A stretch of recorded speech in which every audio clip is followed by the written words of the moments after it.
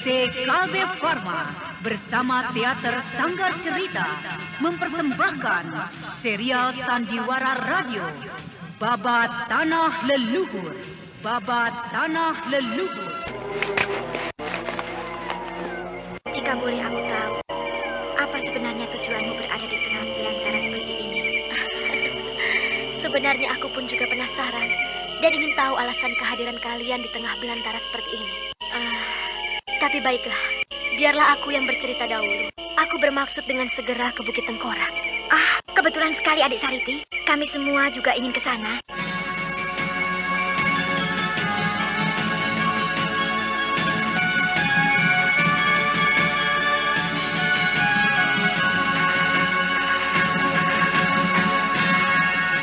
Sebuah kisah kolosal dari tanah leluhur ratusan tahun yang silam, yang diwarnai dengan kekerasan, ambisi, keserakahan, iri dan dengki, serta cita-cita dan cinta anak manusia.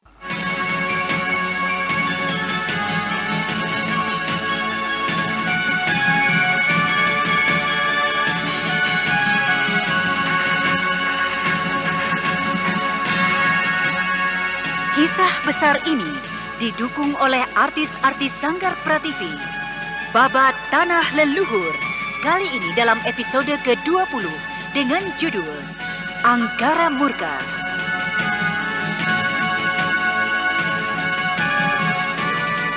Ide cerita Cece Suhyar, pengarang cerita Tisar Sponsen, teknik dan montase Yadi Enos, musik oleh Hari Sabar dengan sutradara Thomas Age.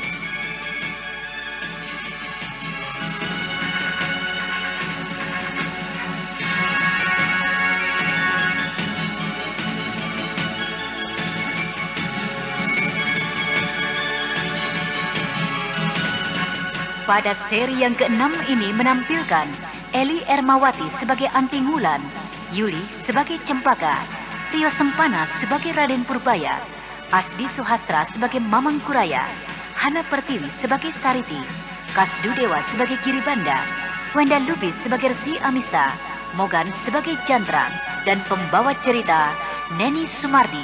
Selamat menikmati.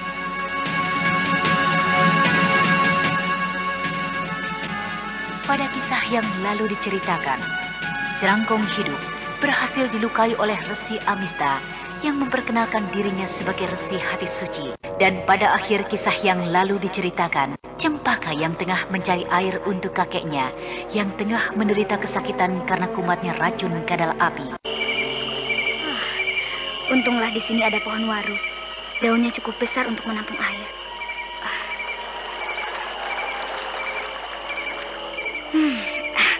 Cukup sudah kukira air ini. Aku harus segera kembali. Tunggu. Kurang ajar. Kau membuat air ini tumpah. Mau apa kau? Tidak apa-apa, Nona. Aku tidak akan berbuat jahat padamu. Hanya jika aku boleh tahu, siapakah engkau ini? Sangat mencurigakan sekali engkau malam-malam berada di tempat seperti ini. Hutan belantara yang sunyi. Menyingkir setan pengganggu. Aku tidak ada waktu untuk berbincang-bincang denganmu. Waduh, galaknya bukan main. Apakah kau tidak takut? Kau justru saat ini berada seorang diri di tempat ini. Sedangkan di hadapanmu saat ini adalah seorang laki-laki. Siapakah kau ini? Menyingkirlah. Menyingkirlah segera. Jangan berdiri di dekatku. Kau galak sekali, Nona. Aku semakin penasaran dan curiga dengan sikapmu. Setan! Tanpa mempedulikan lagi, Cempaka kembali mengambil air di sungai. Dan kemudian, ketika melihat pemuda itu menutup jalannya, tanpa ragu-ragu lagi, Cempaka yang menjadi cemas dengan keadaan kakeknya, menyerang pemuda itu dengan kaki dan sebelah tangannya. Begitu berhasil melemparkan penghadangnya, Cempaka segera berlari cepat kembali untuk menemui kakeknya. Ini, minumlah, Kek. Air. Terima kasih. Benar-benar busuk racun kadal api ini. Racun ini harus dipunahkan, Kek. Kakek harus kembali ke pondok Nenek Jampi. Jika tidak, akan berbahaya sekali. Jika satu saat penyakit ini kumat, sementara kakek sedang berhadapan dengan lawan sakti kakek. Ya, baiklah. Setelah selesai urusan di Bukit Tengkorak, aku akan mencari Nenek Jampi dan meminta maaf padanya. Mengapa tadi lama sekali, Adik Cempaka?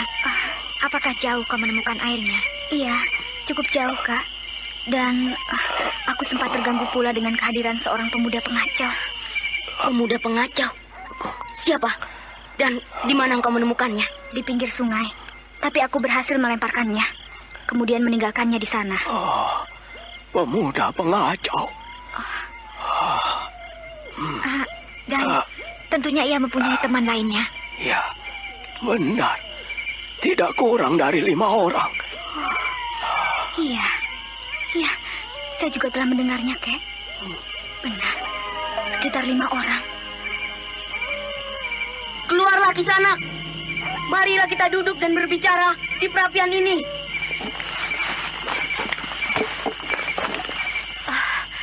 Maafkan kami semua, Tuanku Purbaya, Kakek Mamangkuraya, Adik Cempaka, dan Tuan Panglima Mataram yang gagah perkasa. Rupanya engkau, Sariti. Bagaimana engkau bisa berada di sini? Saya datang semula hendak mencari seseorang yang telah mengganggu kawan saya dari Tongkat Merah. Tapi rupanya telah terjadi satu kesalahpahaman. Dan justru saya berhadapan dengan tokoh-tokoh tiada tara dari tanah Pasundan dan Jawa. Salam hormat dari saya, Sariti, anggota Tongkat Merah, Tuanku Purbaya. Sudahlah, tidak perlu banyak basa-basi dalam suasana seperti ini. Engkau tidak di istana Karangsedana. Kak Cempaka, minta maaf pada orang yang telah kau buat cedera. Tidak perlu, Tuanku. Hambalah yang sesungguhnya harus meminta maaf. Karena telah mengejutkannya dan menggodanya di tengah malam seperti ini. Maafkan saya. Saya menjadi hilang pengamatan karena keadaan kakek yang sangat memerlukan air. Ya, sudahlah. Sekarang buang rasa risih dan sesal kalian. Marilah duduk di pinggir perapian ini bersama-sama. Ayo. Marilah Adik Sariti, ajak kawan-kawanmu. Jika boleh aku tahu, apa sebenarnya tujuanmu berada di tengah belantara seperti ini? Sebenarnya aku pun juga penasaran dan ingin tahu alasan kehadiran kalian di tengah belantara seperti ini. Tapi baiklah, aku yang bercerita dahulu. Aku bermaksud dengan segera ke Bukit Tengkorak. Kebetulan sekali Adik Sariti. Kami semua juga ingin ke sana. Kemudian, Sariti menceritakan tentang pertemuannya dengan Cerangkong Hidup yang hendak menyatroni Bukit Tengkorak. Juga tentang persiapan dari perguruan Tongkat Merah yang mulai curiga dengan adanya undangan yang justru datangnya bukan dari Cerangkong Hidup. Memang kami berniat ke sana karena kami curiga dengan adanya pengumuman tersebut. Apalagi akhir-akhir ini kita mulai dirusuhkan dengan kehadiran iblis berjubah hitam yang sangat mengerikan itu. Ada satu hal yang ingin saya tanyakan, Tuanku Purbaya. Apa itu, Cempaka? Apakah jika kita tiba lebih dahulu besok sore, kita akan naik secara diam-diam untuk menyelidiki keadaan di Bukit Tengkorak? Ataukah kita akan menunggu hari berikutnya untuk bertemu secara resmi? Rasa-rasanya aku berkeinginan untuk bertamu secara resmi. Tapi jika ada keberatan dari kalian, kita dapat membicarakannya. Iya, dengan hadir pada saat pertemuan, kita pun dapat menimbang, menilai situasi apa yang ada sesungguhnya di Bukit Tengkorak. Saya kira saya tidak berkeberatan, Tuanku. Kita juga dapat menunggu Ki Parangpungkur untuk mengatur dan mempersiapkan rencana jika terjadi sesuatu di sana. Ya. Anda sekarang masih mendengarkan sandiwara radio di channel Memori 80. Beristirahat dan menjaga kesehatan tubuh adalah penting. Karena itu, jika tak ada yang perlu dan penting lagi untuk dibicarakan, sebaiknya kalian tidur saja. Jika begitu, sebaiknya kalian tidur saja. Biar nanti orang-orangku ini secara bergantian akan menjaga. Sebuah usul yang baik. Maaf Kisana, jika kami merepotkan kalian. Tidak sama sekali. Kami berbahagia sekali bisa bertemu dengan tuan-tuan dan juga Nona Panglima. Jadi kau benar-benar sudah mengerti tentang keadaanku di Mataram? Tentu saja, Wulan. Biarlah, besok kita bercerita lagi. Mari, sebaiknya kita tidur saja. Keesokan harinya, rombongan Raden Purbaya menjadi semakin besar dengan hadirnya Sariti bersama 4 orang anggota Tongkat Merah. Sementara itu, sehari sebelum upacara peresmian perguruan Hades Suci yang sekaligus merupakan pertemuan pendekar di sebuah gua kecil yang cukup jauh dari Bukit Tengkorak, Resi Amista tengah duduk bersemedi di hadapan sebuah baskom besar yang berisi air.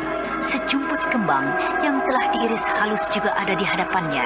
3 orang pengikutnya bersila berhadap-hadapan dengannya. Suasana di dalam gua kecil terasa begitu mencekam, dan jauh di luar gua 2 orang pembantunya yaitu Kalarokso dan Kalajabang berjaga-jaga. Chandra. Oh, iya Ki Guru. Tahukah engkau perbuatan macam apa yang akan kita lakukan esok hari? Tahu Guru. Suatu usaha untuk menanamkan kesan yang dalam bagi perguruan kita. Kesan yang baik. Kesan Hati Suci adalah sebuah perguruan yang merupakan perguruan pendekar. Perguruan pembela kebenaran, Guru. Bagus. Telah kita sadari bahwa namaku dan juga nama kalian semua di perguruan ini adalah tidak merupakan kesan atau jaminan yang baik. Karena itu, kita telah bersepakat untuk mengatur rencana tersebut. Saya mengerti, Guru. Karena itu sekali lagi, kesan akan kita timbulkan. Berjanjilah engkau dan juga 2 temanmu itu untuk bersumpah setia dan melakukan apa yang akan kulakukan besok pada kalian. Saya akan melakukannya, Guru. Demikian juga 2 kawan hamba ini. Benar. Bagus. Sekarang marilah kita buktikan semua kata-katamu. Perhatikan baik-baik baskom di hadapanmu itu. Hap.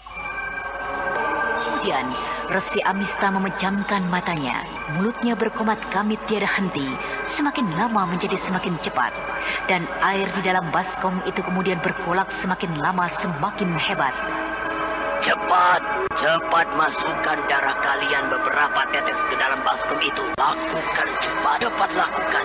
Lukai telunjuk kiri kalian. Lakukan cepat. Baik, Guru. Ayo. Bagus. Kalian memang murid-muridku yang baik. Murid-muridku yang setia. Sekarang hiruplah seteguk air itu. Lakukanlah. Baik, Guru. Kemudian, ketika murid Resi Amista itu meneguk air dalam baskom yang telah bercampur dengan tetesan darah mereka, beberapa saat setelah air itu masuk ke dalam tubuh mereka, muka ketiganya menjadi semakin merah. Tubuh mereka seakan-akan menjadi limbung, dan kemudian kelihatan ketiganya tidak berada dalam kesadaran yang sempurna. Wahai ketiga muridku, ketiga murid perguruan Hati Suci. Ya, Ki Guru. Dengarlah perintahku. Cekik-cekik lehermu sampai habis nyawamu. Lakukan. Baik.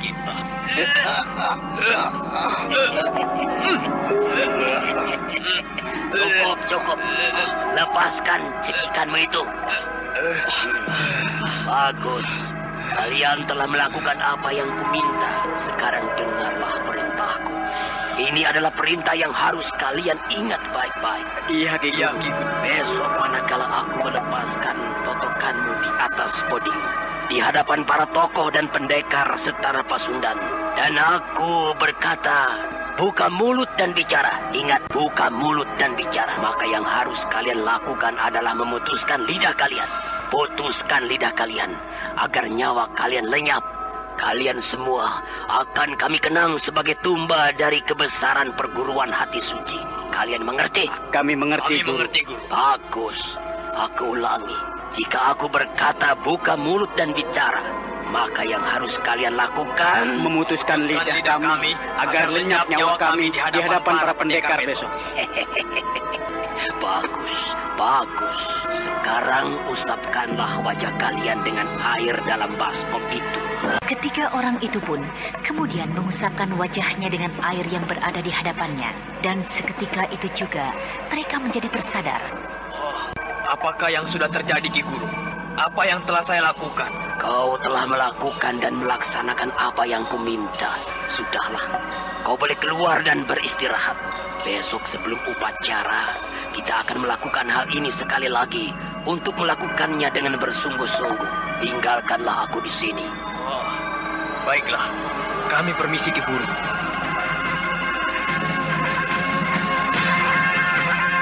Beberapa saat setelah ketiganya meninggalkan gua kecil itu, Kalarokso dan Kalajabang masuk ke dalam gua menemui Resi Amista.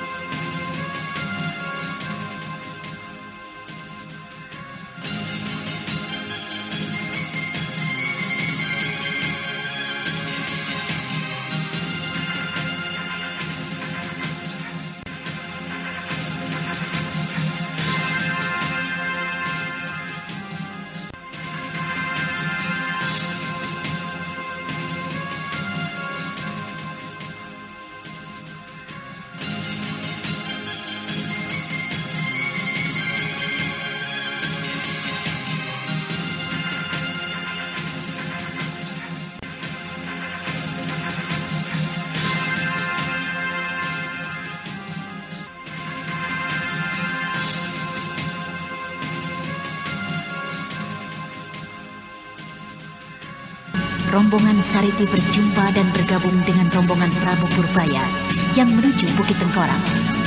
Dan pada akhir kisah yang lalu diceritakan, Resi Amista tengah membuat sebuah rencana untuk menimbulkan kesan yang baik yang dapat mengangkat nama perguruan hati suci di mata para pendekar tanah Jawa dan Pasundan.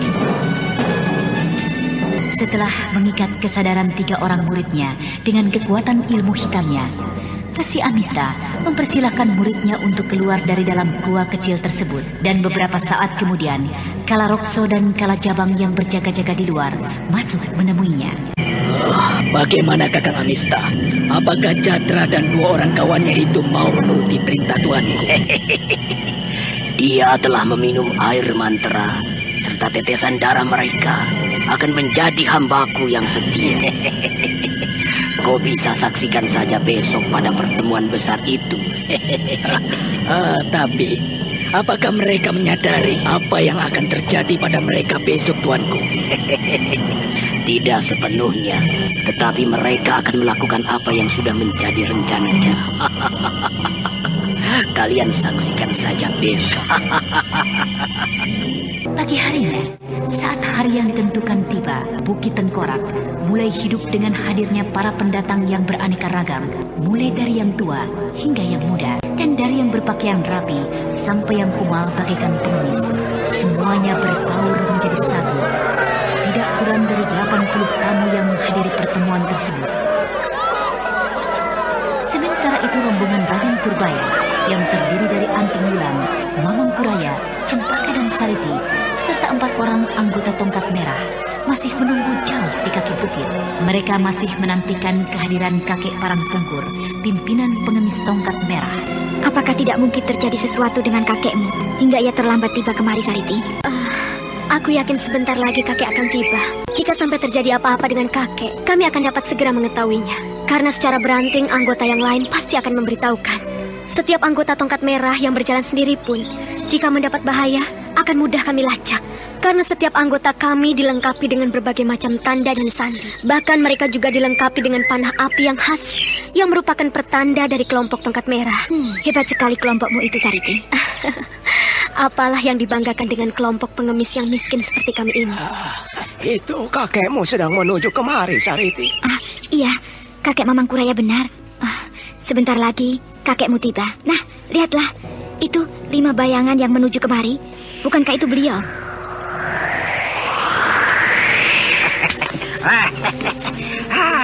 Lama sekali kita tidak bertemu, Tuan Mamang Kuraya. Ternyata Tuanku Prabu berada di sini meramaikan pertemuan ini. Wah, salam dan hormat kami. Terima kasih, Kakek Pungkur. Salam dan hormatku pula untukmu.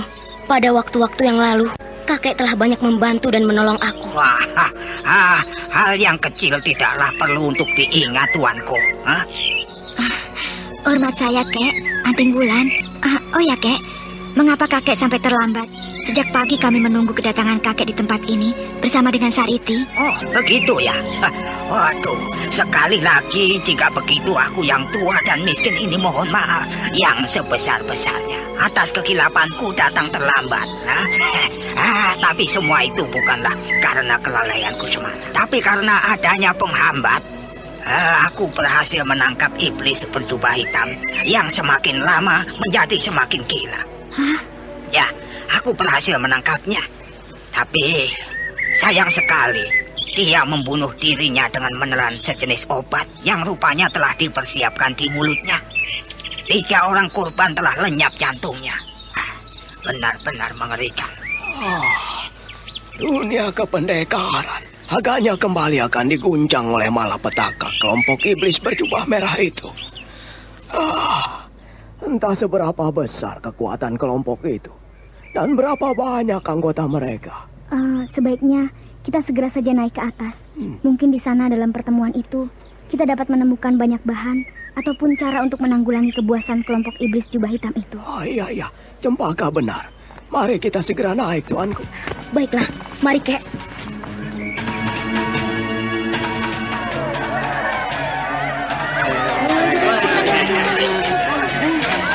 Ya, Walaupun tidak seramai pertemuan 5 tahun yang lalu, tapi ini pun cukup meriah. Hampir 100 orang memenuhi Bukit Tengkorak. Aneh, siapakah sesungguhnya yang telah mengundang kita? Perguruan hati suci itu? Iya, seragam mereka begitu rapi, putih-putih, dan cara penyambutannya ramah sekali, walaupun nampak agak sedikit berlebihan. Banyak sekali jumlah anggota perguruan hati suci. Jumlahnya pun sepertinya tidak kurang dari jumlah para tamu yang hadir.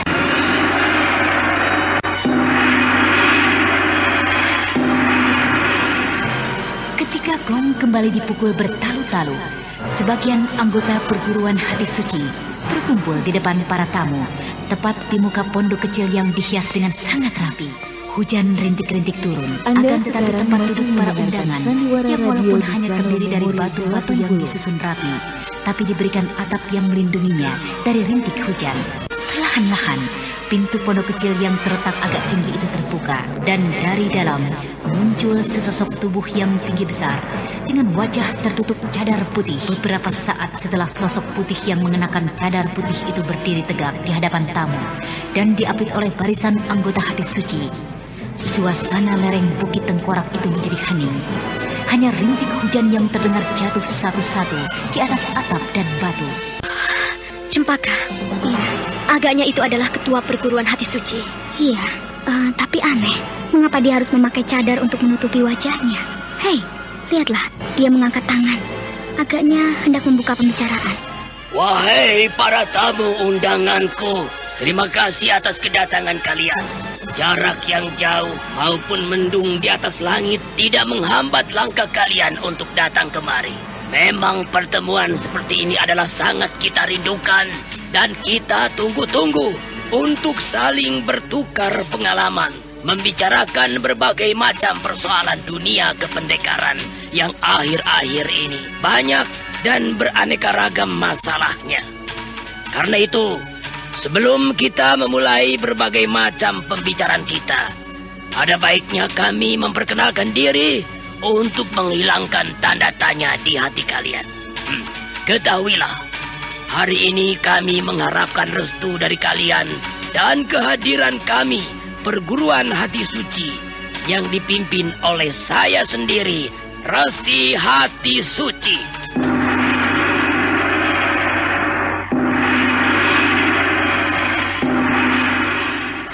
Dan juga kami perkenalkan, hati suci kami ini dibantu oleh sejumlah tenaga dan tokoh-tokoh yang kesemuanya dari mereka telah berjanji bersama-sama dengan saya juga untuk memperkenalkan diri dan wajah kelak jika mereka telah menunjukkan dharma bakti mereka bagi tanah Jawa dan Pasundan.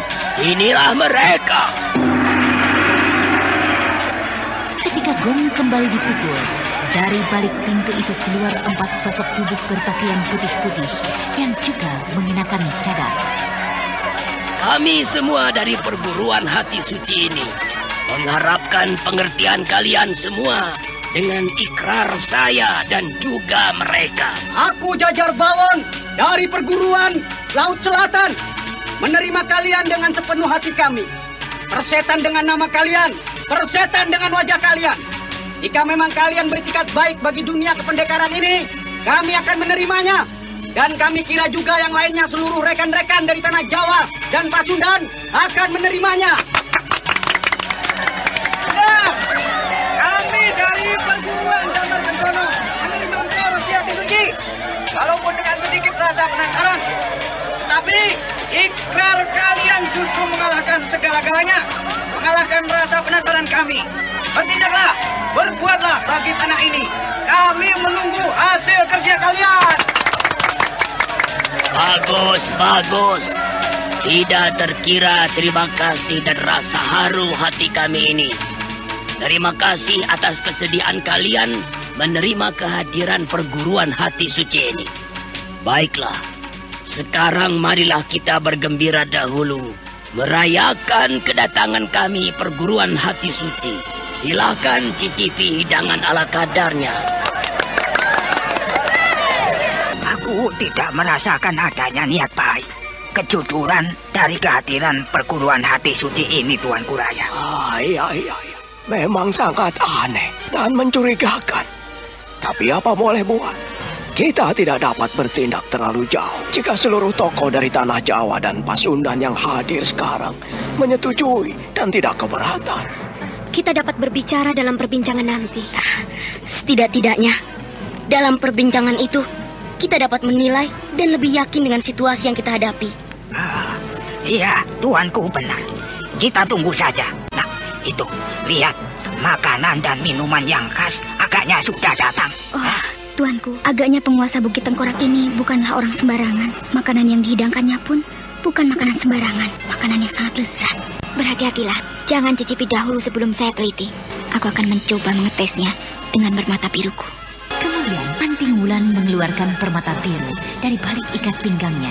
Dan kemudian dengan diam-diam, ia menyentuhkan permata birunya pada makanan di hadapannya.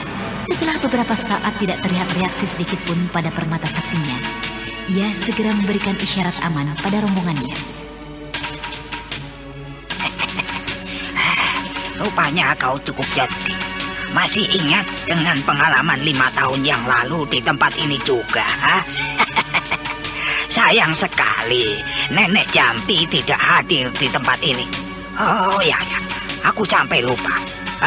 Sariti, secepatnya setelah selesai urusan ini, Resi Wanayasa meminta aku bersama denganmu datang ke perguruan Gua Larang. Ke Padepokan Gua Larang? Ya. Untuk apa, Kek, saya datang ke sana? Mana aku tahu. Kakek telah bertemu dengan Eyang? Iya. Aku mengunjunginya untuk mengajaknya datang kemari. Tapi dia keberatan untuk itu karena kesehatannya. Eyang sakit? Oh, bukan penyakit yang serius dan pantas dikhawatirkan. Aku melihat keadaannya masih cukup kuat. Tidak perlu kau khawatir keadaannya. Setakeling saudaramu juga berada di sana. Jadi Kakang Setakeling berada di sana? Mungkin saja.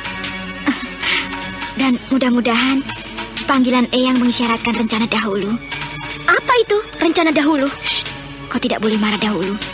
Memangnya yang kumaksudkan siapa? Apa coba? Dan lagi jika memang seperti yang kau pikirkan, kenapa? Sudah waktunya. Kukira Kakang Setakeling datang dan menangis, memohon pada Eyang untuk mendapatkan dirimu. Kau nakal, Wulan.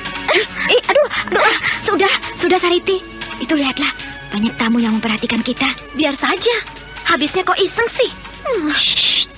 Kita tidak tahu apa yang sebenarnya akan terjadi sebentar lagi. Karena itu jika ada kesempatan sekarang untuk mengisi perut, isilah dahulu. Makanan ini sangat baik untuk tenaga kita. Ayo, mari. Tuanku Raya benar, Sariti. Wulan, ayo cepat habiskanlah.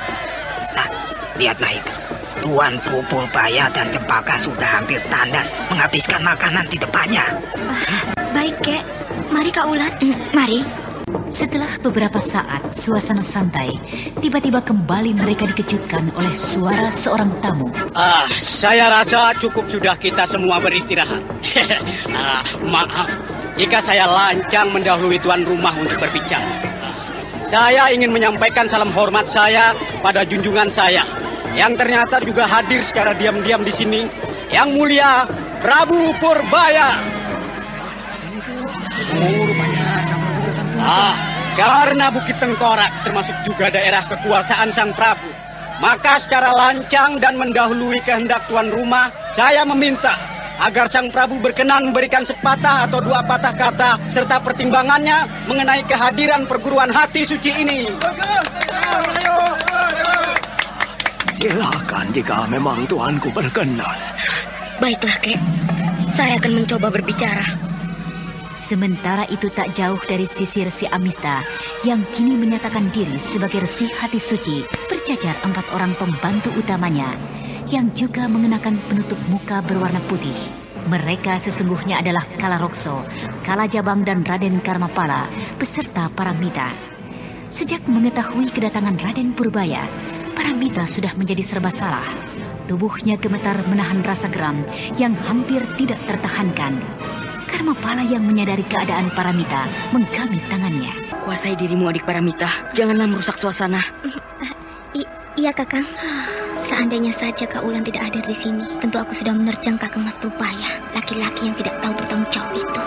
Lihatlah itu, dia berdiri dekat dengan kita. Jangan bicara lagi. Dia mungkin sesekali akan memperhatikan kita. Iya, Kakang. Saudara-saudara sekalian, paman-paman dan bibi, seluruh rakyatku yang terkasih, kehadiran perguruan hati suci serta perayaannya yang bertepatan dengan perjalananku keliling Pasundan ini menyempatkan aku bersama-sama dengan rombonganku untuk hadir di sini. Aku menyambut dengan rasa gembira kehadiran dari perguruan hati suci ini. Sedikit ketertutupan hati suci yang dikarenakan tekad sucinya dapat saya mengerti. Saya atas nama seluruh rakyat Karangsedana yang mencintai kedamaian, kesejahteraan, mengucapkan selamat atas berdirinya perguruan ini. Perguruan yang kelak akan melahirkan banyak pendekar-pendekar pembela kedamaian. Kepada Paman Resi Hati Suci dan seluruh anggota perguruan, saya sekali lagi mengucapkan selamat. Saya rasa cukup sekian. Begitu Baginda Purbaya turun dari atas batu, beberapa anggota perguruan hati suci dengan tergopoh-gopoh menyambutnya, menunjukkan rasa sesal dan maafnya yang tidak menyambut sebagaimana mestinya. Sementara itu Resi Amista kembali naik ke atas batu besar di muka pondok. Hormat dan sembah bakti hamba dan seluruh anggota hati suci. Juga maaf tidak lupa kami haturkan atas kehilafan kami dalam penyambutan ini. Dan sebagai persembahan kami yang pertama bagi tanah Pasundan dan Jawa akan segera kami ketengahkan. Persembahan yang jauh dari sempurna. Keluarkan tawanan. Iblis berjubah hitam. Benar, itu adalah iblis berjubah hitam. Dari mana mereka menangkap 3 orang iblis tersebut? Saya yakin sebagian dari para tamu telah mengenal pengacau tanah Pasundan dan Jawa akhir-akhir ini. Iblis berjubah hitam merupakan kelompok momok yang ganas dan sangat mengerikan yang membunuh tanpa mengenal belas kasihan.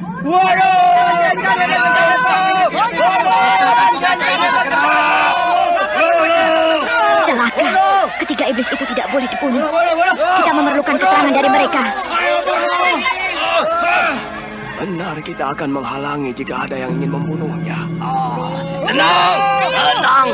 Tenang sahabat-sahabat.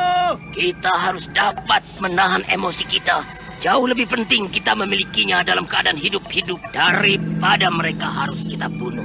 Kita harus dapatkan keterangan darinya sampai sejauh mana kelompok iblis berjubah merah itu berkembang. Tenanglah, marilah sama-sama kita adili. Aku meminta Yang Mulia Prabu Purbaya dan beberapa tetua pendekar tanah Pasundan untuk mengadilinya. Kakek, temanilah saya untuk mengadili iblis berjubah hitam itu. Baiklah, Tuanku. Baiklah. Terima kasih Yang Mulia Prabu Purbaya. Jika boleh hamba tahu, siapakah yang berada di samping tuanku, orang tua ini? Ini adalah kakekku, Mamangku Raya. Oh, jadi tuan ini adalah Mamangku Raya, tokoh maha besar yang merajai tanah Pasundan puluhan tahun yang lalu. Iya. Jangan terlalu melebih-lebihkan, Tuan. Kami pun tidak tahu siapa Tuan. Bukan tidak mungkin Tuan Resi adalah seorang tokoh yang hebat dan tanpa tanding. Kami semuanya tidak tahu. Tapi sudahlah. Marilah kita coba selidiki iblis berjubah hitam ini. Biarlah saya melepaskan totokannya. Hei, dengarlah iblis pengacau. Demi keselamatan nyawamu, kau harus menjawab semua kata-kata dan pertanyaan kami. Buka mulut dan bicara. Mendengar perintah dari Resi Amista, sebagaimana yang telah direncanakan Jantra dan 2 orang kawannya, segera memutuskan lidah mereka tanpa ragu. Setelah mengeluarkan keluhan kecil, ketiga laki-laki yang berada dalam pengaruh kekuatan gaib Resi Amista jatuh terkulai.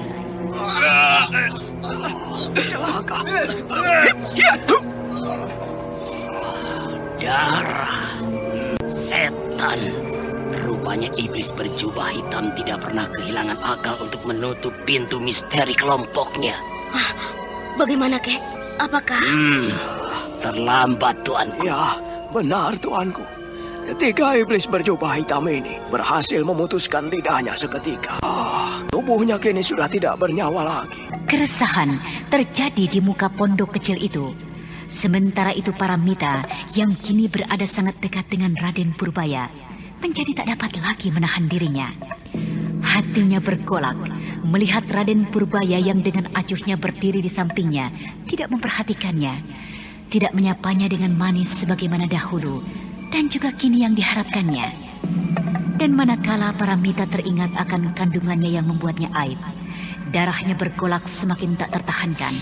Dengan cepatnya, gadis muda itu mencabut pedang ular mas yang berada di balik jubah putihnya dan kemudian menusuk ke punggung pemuda yang sangat dicintai, tapi juga sekaligus sangat dibencinya.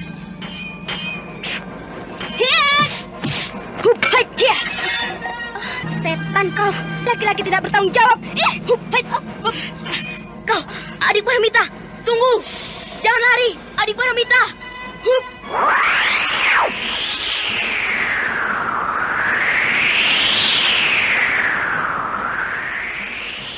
Dengan cepat, Raden Purbaya mengejar Paramita yang menghilang di balik bukit tengkorak.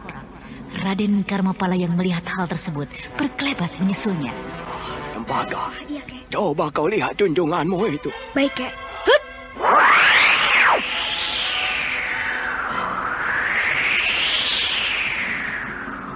Paramita. Benarkah tadi Paramita? Iya, pasti dia. Tetapi pedang ular mas itu, bagaimana mungkin pedang ular mas itu patah di hadapanku, di depan mataku? Mengherankan sekali. Tidak mungkin pedang sakti akan dengan mudah patah dikibaskan Raden Purbaya. Lain sekali, aku dapat merasakannya. Ini bukanlah pedang ular emas. Aku akan mencari adik Paramita dan meminta penjelasan darinya. Maaf, aku tinggalkan kalian di sini. Aku hendak menyusul dan melihat adik Paramita.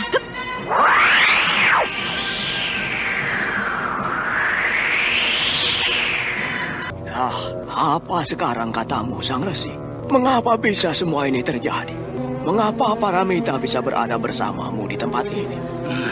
Maaf, jangan berbicara dengan nada curiga seperti itu, Tuan Mamangkuraya. Sebaiknya kau tanyakan saja padanya, mengapa ia berbuat seperti itu. Aku baru beberapa hari mengenal anak itu. Tiba-tiba saja ia bersimpati dan ingin membantu aku. Dan aku juga mendengar dari beberapa orang muridku bahwa Bukit Tengkorak ini telah dipenuhi oleh kelompok pengemis tongkat merah. Mau apakah mereka? Mungkin Tuan Parangpungkur dapat menjelaskannya. Tidak apa-apa. Mereka itu hanya mengantarkan aku saja. Bukankah kau juga tahu, walaupun seorang pengemis, aku ini adalah seorang raja. Jadi apa salahnya kalau kepergianku ini diantarkan oleh sejumlah anggotaku? Semoga saja kalian tidak membuat keributan di sini pada hari yang bersejarah buat kami, peresmian perguruan kami ini.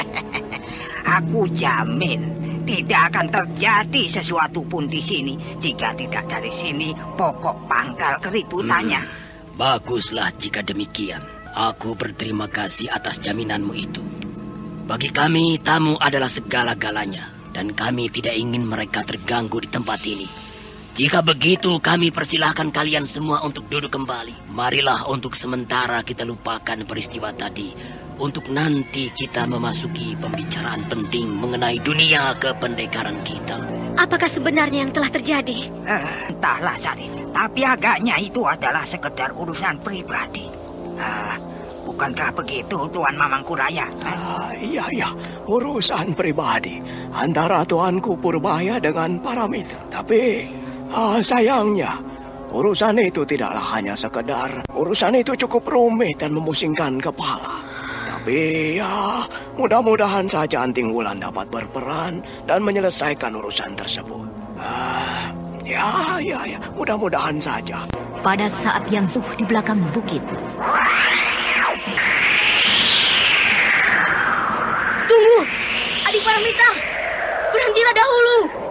Berhenti dahulu, adik Paramita.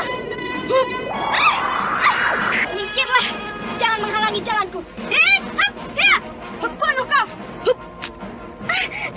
Lepaskan tanganku. Lepaskan. Tidak, aku tidak akan lepaskan tanganmu sebelum kau mau berbaik kembali denganku. Kau harus mengerti. Kau harus percaya padaku bahwa bukan aku yang telah berbuat. Aku benar-benar tidak melakukan. Sungguh adik Paramita. Kau memang laki-laki yang tidak bertanggung jawab, Kang Mas. Aku tahu sejak semula. Kau memang tidak menyukai diriku. Kau lebih mencintai Kak Cempaka. Jadi, mana mungkin kau mau mempertanggungjawabkan semua perbuatanmu itu? Aku tidak melakukannya. Apakah kau benar-benar tidak dapat mempercayai aku lagi? Tidak. Adik Paramita. Tidak. Walaupun kau seorang raja, tapi kau adalah seorang pemuda bejat. Bukan aku yang melakukannya. Benar, adik Pramita. Kakang Masmu benar. Kak Ulan. Iya, Kakang Masmu benar. Dia tidak bersalah padamu. Seseorang telah memfitnahnya. Benarkah itu, Kak? Benarkah itu? Kak Ulan, adik Paramita. Biarlah saja. Saya yang akan mengurusnya. Menyingkirlah sedikit, tuanku.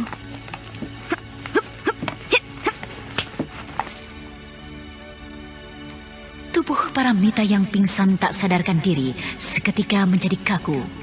Pukulan batin yang dideritanya menjadi semakin berat. Manakala ia menyadari justru aibnya bukanlah perbuatan dari orang yang dicintainya, yaitu Prabu Purbaya. Tubuhnya dengan cepat menjadi dingin dan bola matanya seakan-akan terbalik. Kesadarannya hilang demikian jauh, tuanku. Biarlah, saya akan mencoba untuk menyalurkan hawa sakti saya untuk menghangatkan kembali tubuhnya. Dengan tergesa-gesa, Anting Wulan menyeret Paramita ke balik batu dan kemudian melepaskan pakaian atas gadis yang malang itu. Dan beberapa saat kemudian, hawa saktinya sudah mengalir masuk ke dalam tubuh Paramita. Yang Agung, selamatkanlah adik Paramita. Aku akan sangat kehilangannya jika sampai terjadi apa-apa dengannya. Paramita bagiku sudah tidak bedanya seperti adikku sendiri. Aku akan merasa bersalah jika terjadi apa-apa dengannya. Dewata Agung, tolonglah.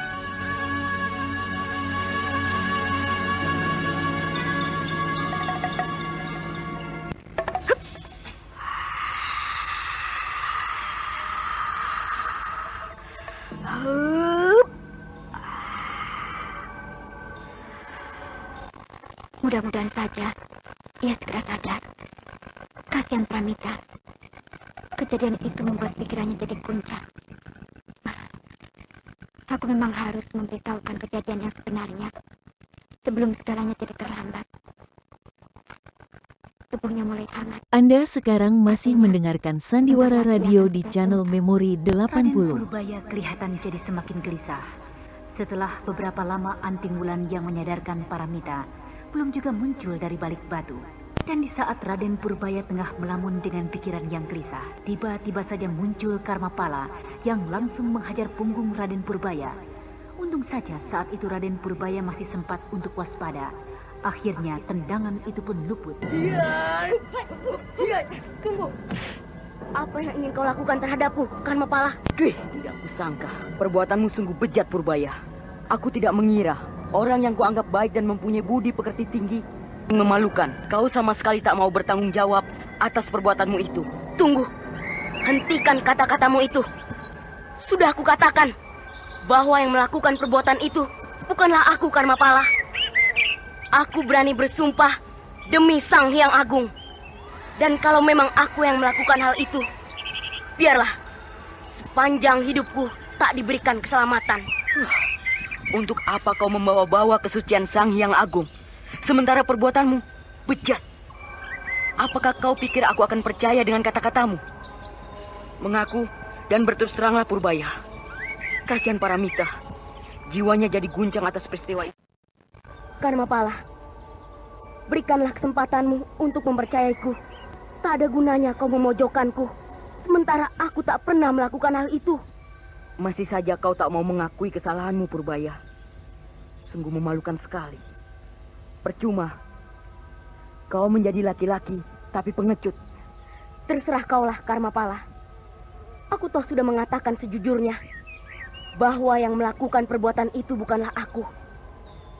Saat ini, aku tak bisa menjelaskan apa sebenarnya yang terjadi.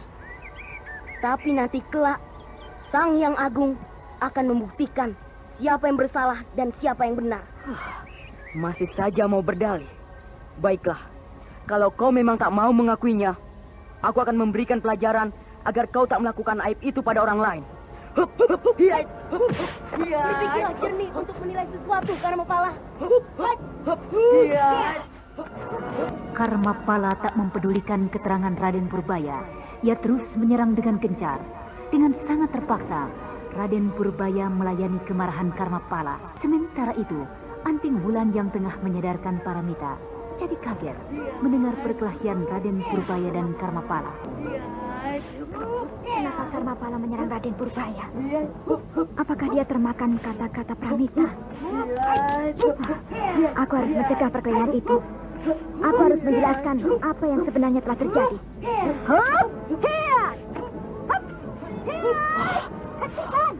Untuk apa Kakak Wulan menghentikan perkelahian ini?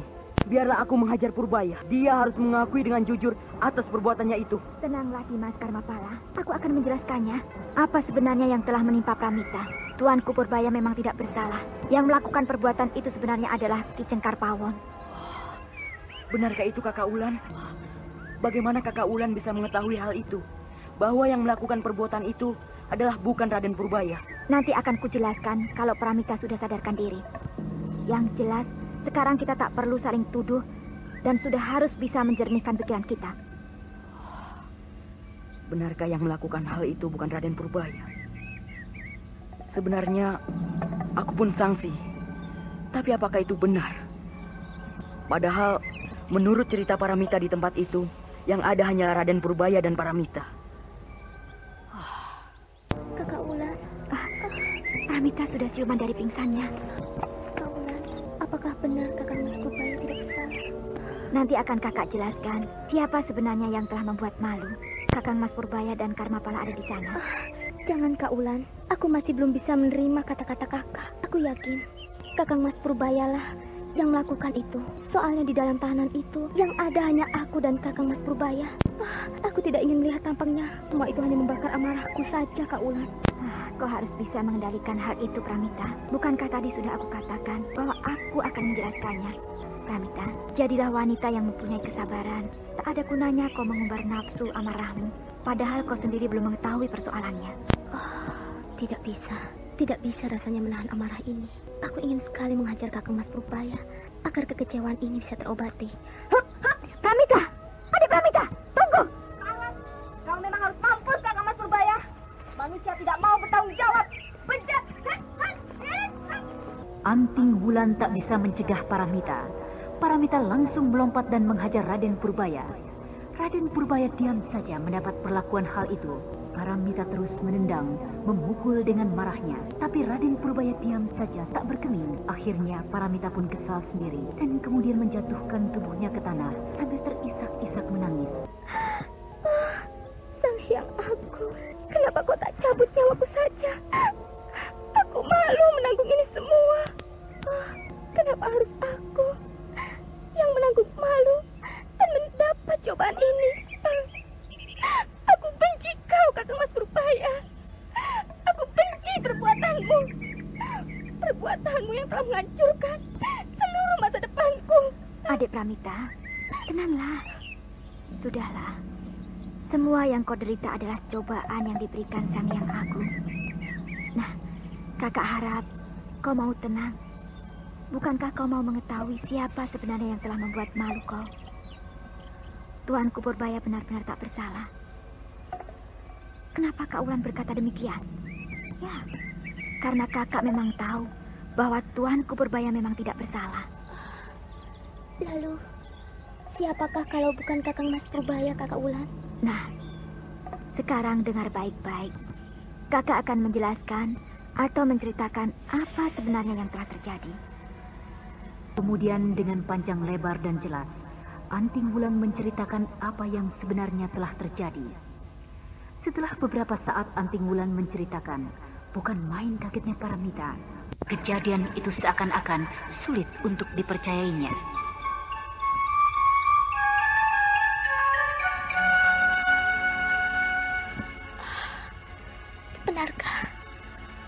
Benarkah apa yang Kakak Wulan katakan? Untuk apa Kakak dusta? Memang Ki Cengkar Pawon lah yang melakukan hal itu, Pramita? Tidak. Adik Mita, dia pingsan lagi, Kak Wulan.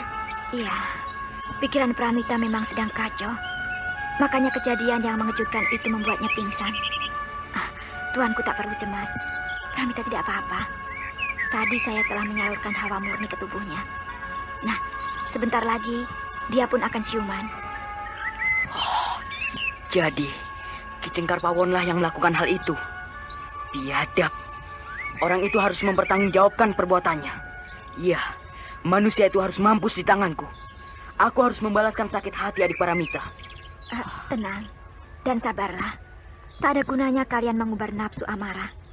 Karena Ki Cengkar Pawon sekarang sudah mendekam di dalam penjara. Benarkah Kak Wulan? Ya, memang demikian. Tuanku dan Kok Karmapala, bukan maksudku untuk membuat bimbang dan resah pikiran Pramita dengan penjelasanku tadi. Tapi maksudku hanyalah ingin mentuntaskan masalah kalian dan ingin menjelaskan mana yang benar dan mana yang keliru. Nah, sekarang sudah jelas bukan bahwa Tuanku Purbaya memang tak bersalah. Kasihan sekali Paramita. Bagaimana dia nanti menerima kenyataan itu, bahwa yang melakukan itu adalah Ki Cengkar Pawon. Ini adalah tugas kita. Bagaimana caranya kita untuk membuat pikiran Pramita tenang dan mau menerima kenyataan ini?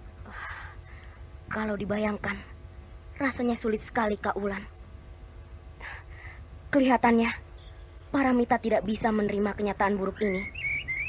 Apalagi, dia tahu yang melakukan itu adalah Ki Cengkar Pawon, seorang tokoh jahat dan menjijikan. Ya, mau tak mau, kita harus memberikan nasihat dan membuat pikirannya tenang, Tuanku. Kita tidak bisa membiarkan Pramita tersiksa dengan keadaannya. Bagaimanapun sulitnya, menasihati Pramita itu harus kita lakukan. Ya, memang kita tidak bisa membiarkan pikiran Paramita tersiksa dengan keadaannya. Untuk hal ini, sebaiknya Kak Wulan lah yang menjelaskan atau memberinya nasihat. Bukankah Kak Wulan yang mengetahui peristiwa sebenarnya? Baik, Tuanku. Saya akan berusaha memberikan pengertian pada Pramita. Kalau memang benar apa yang dikatakan Kak Wulan, betapa malunya aku terhadap Purbaya. Aku harus meminta maaf padanya. Purbaya, aku... Sudahlah, Karmapala. Aku mengerti apa yang ingin kau katakan. Aku menyadari hal itu hanya kekeliruanmu. Dan aku pun menganggap wajar kalau kau tiba-tiba marah terhadap orang yang membuat sakit hati kekasihnya. Purbaya, kau tak perlu marah, Karmapala. Aku tahu apa yang terkandung dalam hatimu.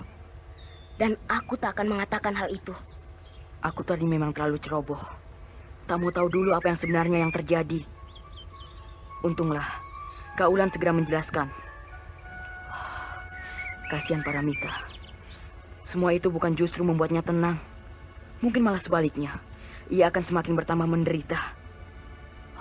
Paramita.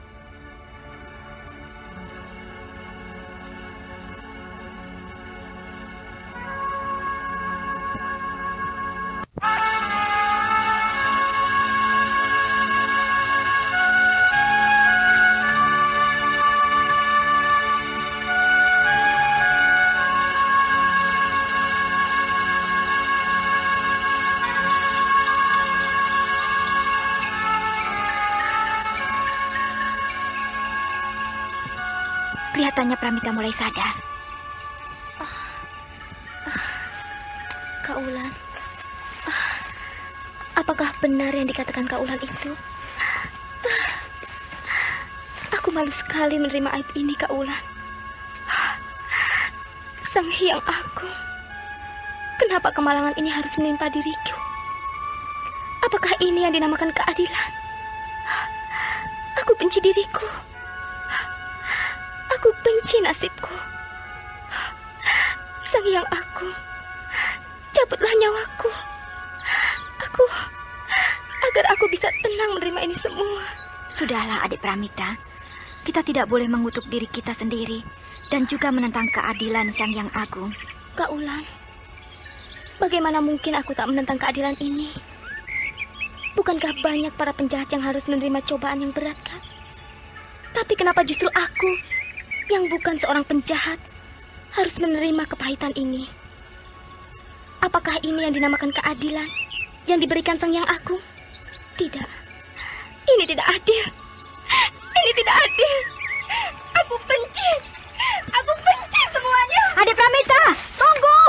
Hup. Tunggu. Hentikan langkahmu, Pramita. Hup, hup, hup. Kak Ulan, bisakah aku pergi, Kak? Aku harus mencari keparat itu, Kakak.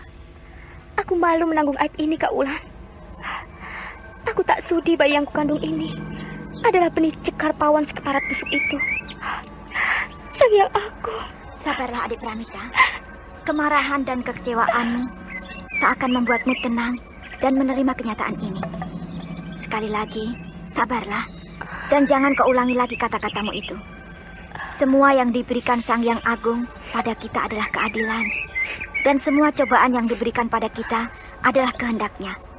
Yang tentu saja ada hikmahnya. Janganlah kau memandang cobaan yang diberikan Sang Hyang Widi hanya dari satu sisi, Pramita. Tapi cobalah lihat dari sisi lain. Sang Hyang Agung memberikan cobaan pada kita, artinya kita sedang diuji. Mampukah kita menghadapi ujian itu atau sebaliknya? Tapi kenapa aku yang harus menerima cobaan pahit ini, Kak Ulan? Bukankah banyak para penjahat yang memang pantas menerima cobaan? Pramita, Sang Hyang Agung tidak memilih makhluknya untuk diberi cobaan. Apa kau pikir para penjahat itu tidak sedang diuji dan tak menerima cobaan pahit? Tidak seperti apa yang kau pikirkan, Pramita. Mereka pun sedang diuji. Jangan kau pikir mereka tenang dengan kejahatannya. Mereka pun gelisah dan menyimpan takut yang amat panjang. Pada saat mereka sehat, memang belum terlintas ketakutan itu. Tapi nanti, jika ajal telah tiba, mereka akan menderita dan ketakutan karena selama yang ia lakukan di dunia hanyalah kejahatan. Mereka lebih menderita hidupnya, adik Pramita. Kalau kau masih kenal Sang Hyang Agung, tapi mereka sama sekali tidak. Nah, Kak Ulan harap kau mau tabah menerima kenyataan ini. Cobaan yang kau terima ini sudah pasti ada batasnya. Kau tak perlu putus asa atau mengutuki dirimu sendiri. Lalu, bagaimana aku harus menerima kenyataan ini, Kak Ulan? Sementara hatiku begitu sakit dan menderita. Menerima cobaan, caranya dengan menjadi orang yang sabar. Dengan sabar dan menerima dengan rela cobaan yang dilimpahkan pada kita, artinya kita akan muncul sebagai makhluk yang tabah dan percaya dengan kesabaran Sang Hyang Agung. Baiklah, Kak Ulan.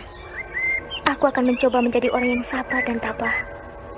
Mudah-mudahan saja semua itu aku dapat lakukan, Kakak. Kakak percaya kau dapat melakukannya. Akhirnya, setelah diberikan pengertian dengan panjang lebar Anda sekarang masih mendengarkan Sandiwara Radio di channel Memori 80. Raden Purbaya dan Karmapala pun muncul. Sementara itu di Bukit Tengkorak siang itu, pertemuan masih berlangsung dengan lancar. Resi Amista atau Resi Hati Suci masih membicarakan tentang dunia kependekaran. Seperti yang telah saya buktikan pada saudara-saudara dan tuan-tuan sekalian, saya akan terus memburu dan menangkap iblis-iblis berjubah hitam. Karena kalau kita biarkan terus-menerus sepak terjangnya itu, semua itu akan membuat resah Pasundan dan tanah Jawa.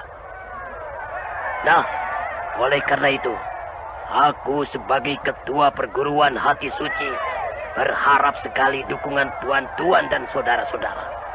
Berdirinya perguruan Hati Suci ini bukanlah semata-mata untuk mencari ketentraman pribadi, tapi justru akan mewujudkan ketentraman dan ketenangan di seluruh desa. Dan juga menciptakan pendekar-pendekar berbudi luhur. Nah, apakah saudara-saudara atau tuan-tuan mempunyai pendapat? Kalau ada, silakan bicara di pertemuan ini. Karena pertemuan ini adalah milik kita bersama dan juga bukanlah milikku. Aku Resi Hati Suci.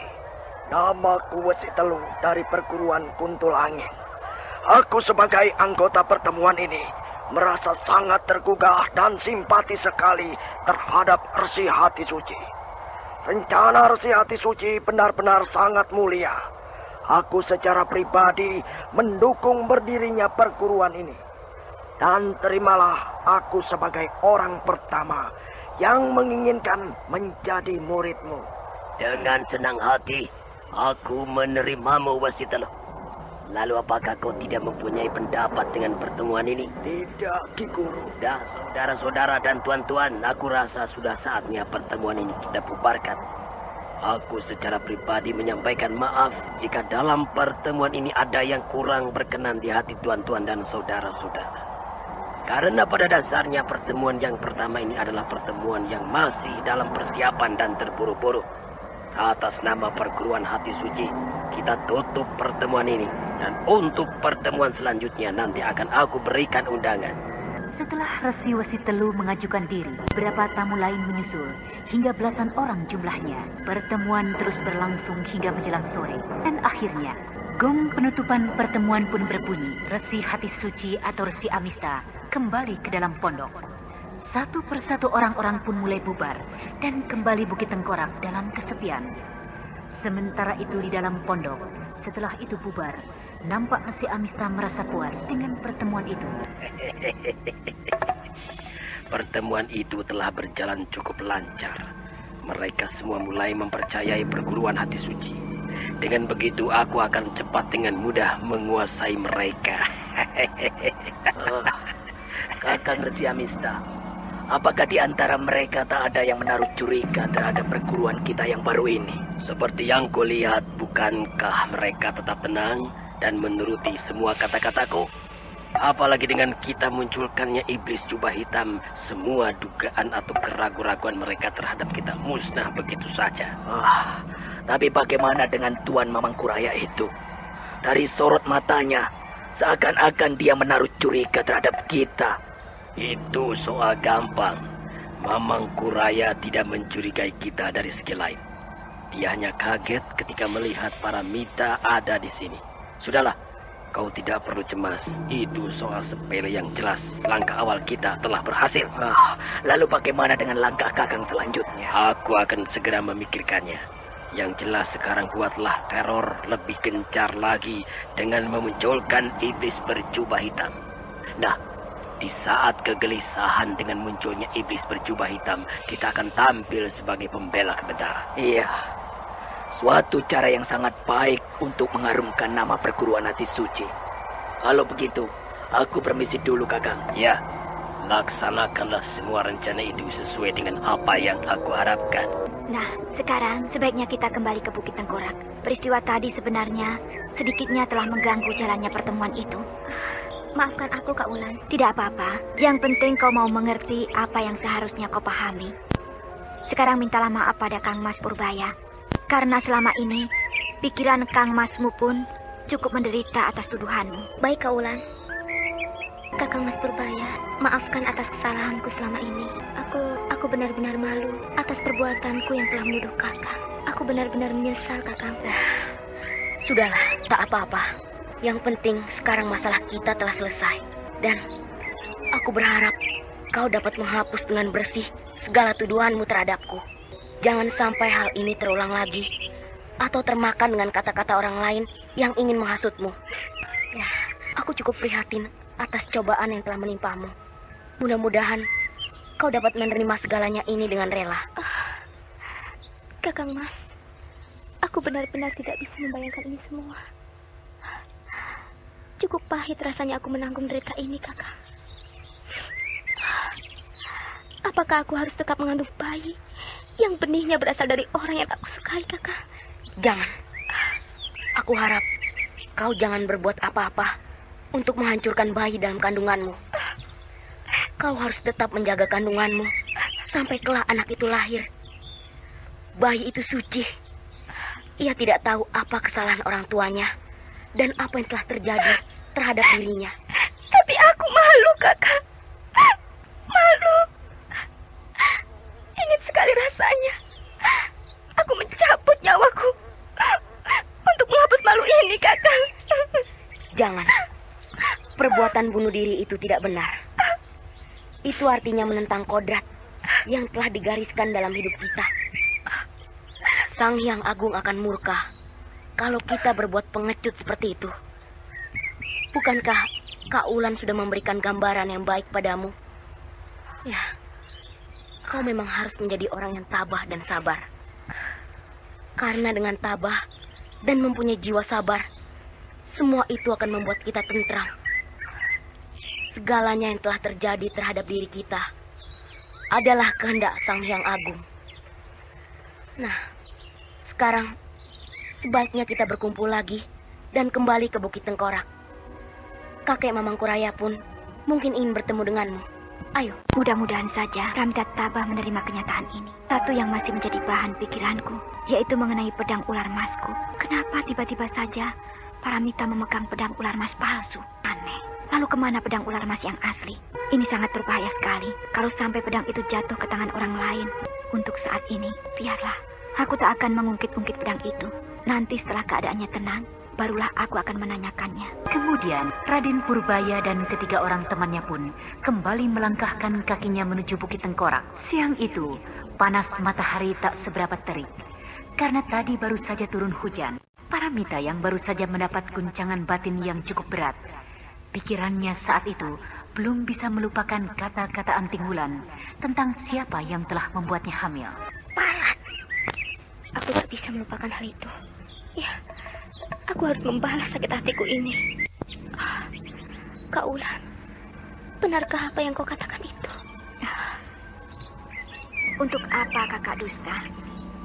Ki Cengkar Pawonlah yang melakukan hal itu. Ki Cengkar Pawonlah yang melakukan hal itu. Ki Cengkar Pawonlah yang melakukan hal itu. Adik Paramita! Pramita! Karmapala! Ayo kita kejar! Hup, hup. Kemana larinya anak itu?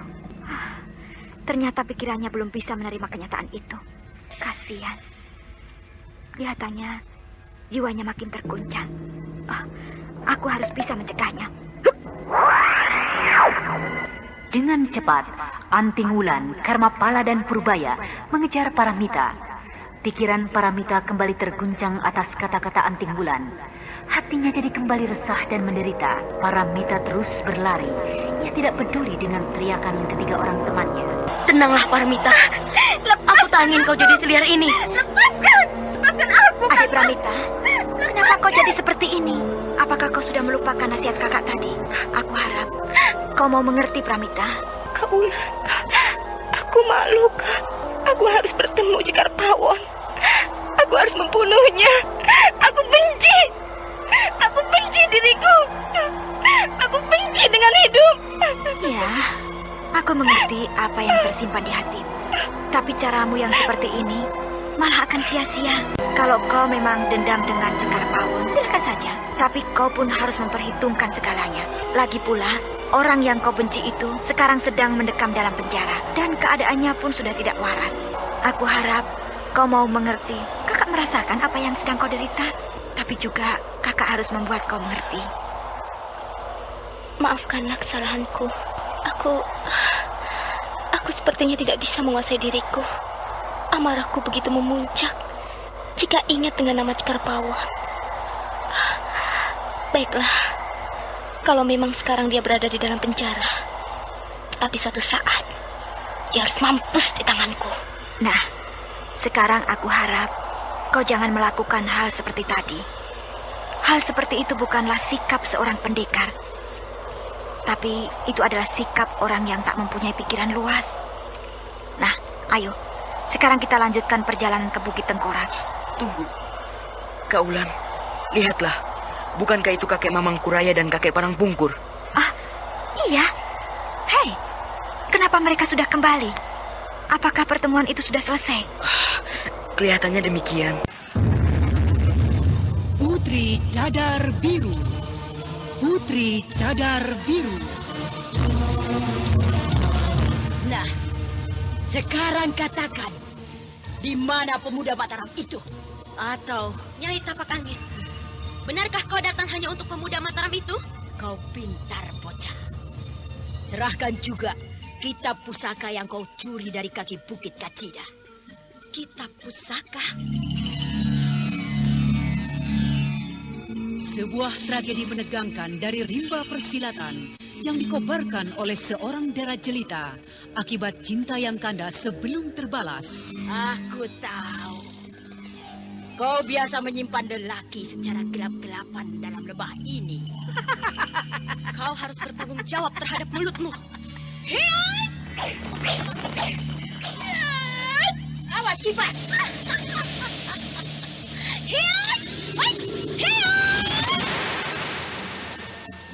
Putri Cadar Biru.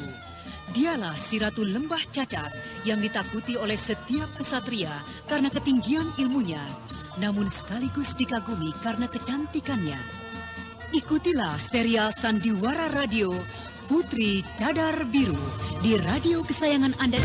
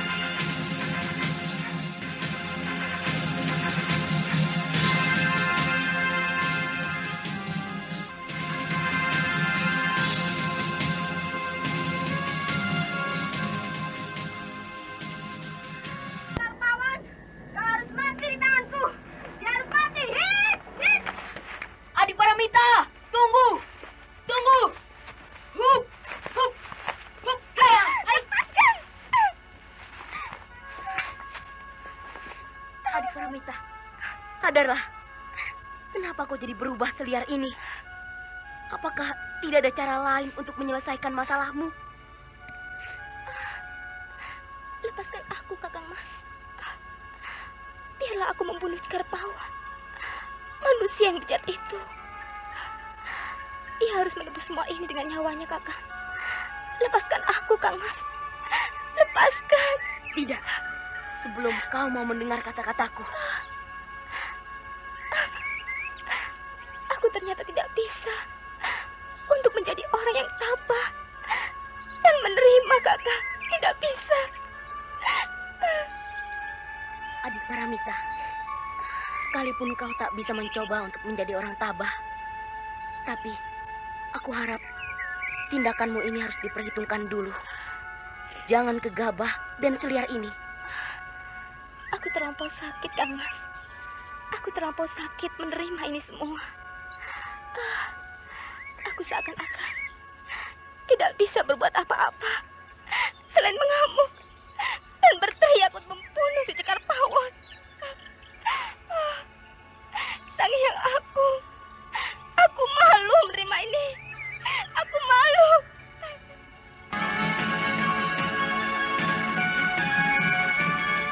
Raden Purbaya tak bisa berbuat apa-apa. Ia hanya bisa memeluk dengan erat tubuh Paramita. Dan tak beberapa lama, akhirnya muncullah Anting Wulan dan Karmapala. Nah, saudara pendengar, bagaimanakah? Apakah Paramita akhirnya dapat mengerti tentang masalahnya? Dan bagaimanakah dengan Mamang Kuraya setelah selesainya pertemuan itu? Untuk mengetahui jawabannya, ikutilah lanjutan kisah Babat Tanah Leluhur dalam episode ke-20 dengan judul Angkara Murka yang dipersembahkan oleh